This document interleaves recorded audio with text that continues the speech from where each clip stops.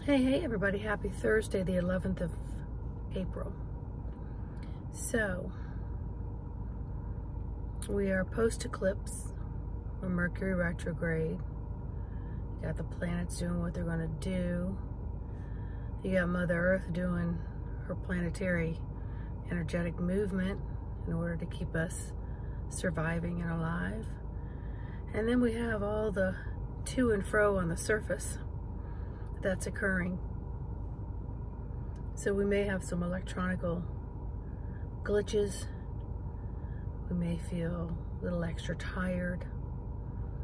We may just be going in and out of the spiritual and the emotional bodies and trying to translate them with our old programming mental mind.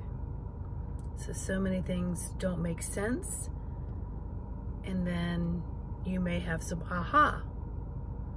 Things just click. Can't explain it. You just have a feeling that you understand, that you comprehend with different sensories.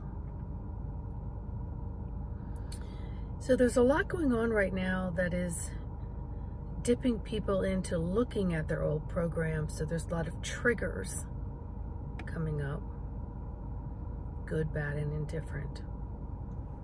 But if we look at the triggers as an opportunity to look at something and see with a little more of a fine-tuning microscope, is this a trigger for something that would benefit me or benefit others?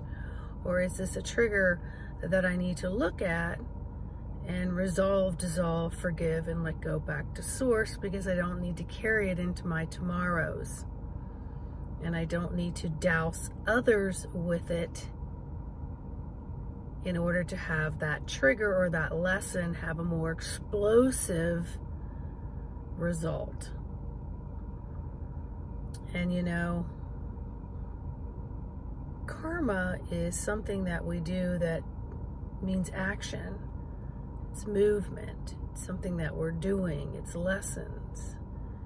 And sometimes we create action that creates more action, that we have to come back to that action and we have to kind of redo that action. So it's super important to step back, slow your roll, stop, drop, sit, take multiple breaths, bring that energy closer to its physical host, and just allow things to marinate there for a little bit and allow the answers to come, allow the conversations to come up. So it's kind of a Q&A that's happening on a silent level, but you need to bring that energy real close to the host and let it hug you, so you become more aware of it. The more aware of it you become, the more comfortable you'll become with it, the more you can learn to interact with that energetic field. And then once you're skilling it, honing in, fine-tuning it, then you can expand it out a little bit and receive and retrieve information a little further out. So until you learn to really hover with it and get comfortable with it, as close to that physical avatar as you can get, don't go expanding, because you may lose some of the power and the strength. I gotta fortify it, make it more solid before you go on to the expansion part. So a couple other things that are coming up is core and survival. So we're going back to that basement, back to that root chakra, and we're figuring out, did something just trigger and make me feel unstable? What's a missing component to my strong foundation as an individual and as a living, breathing, divine spark of source? And until you learn how to operate this unique vehicle, you got no business helping anybody else operate theirs. because now you're in everybody's lane and you really haven't learned how to drive this one.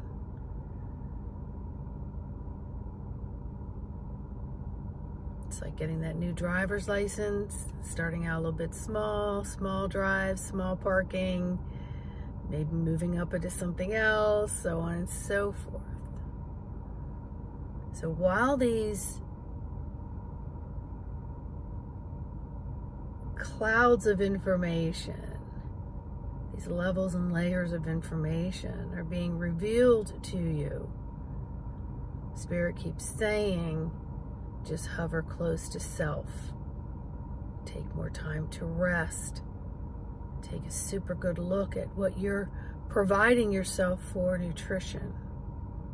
Take a good look at how much your emotional body is weighted down.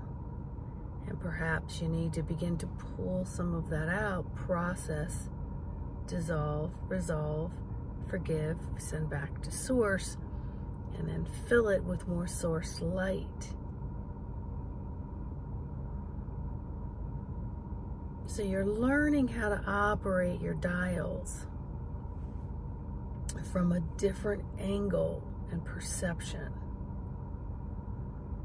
And your tentacles can't go out too terribly far until you learn to really work the circumference of your physical mechanical avatar. So I invite you and encourage you to just take the next few days. Listen to this video again and these messages again and see how you can really harness and fine-tune your small motor skills.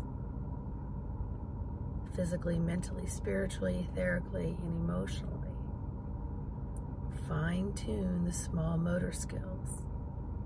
And then give your body time in between to have more rest, to share more love. I am day by day a work in progress. I am day by day kind of looking back at all my filters with magnifying glasses. Some things will be very apparent, and others you're really going to have to adjust that microscope and really tune in. But look at it as an adventurous lesson, not something that is laborious. So some of these workouts, these spiritual workouts, may require more respite time in between. So don't expect to run yourself super hard and then you don't step back and allow things to calibrate.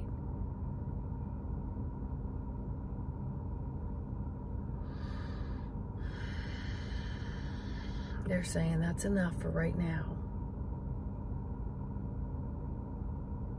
Own your living, loving, walking beacon of light. Learn its dials. I can help you. embodimentofthesoul.com. Get a few lessons so you can get that tricycle going, and then you can move up to other higher speed bikes. You know what I mean?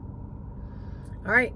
So much love, so much light is all here for you to interact with, but interacting with intention, interacting consciously, allowing autopilot, put the brakes on it, bring things forth into the consciousness and move from those spaces so that you're fully in that very moment, embracing that moment, no matter what that moment is bringing you. Like, subscribe, share, leave me a comment. It helps these videos circulate so that maybe this video winds up on somebody else's platform and they absolutely needed to hear it in this moment. So I appreciate each and every one of you. Have a wonderful day. Bye.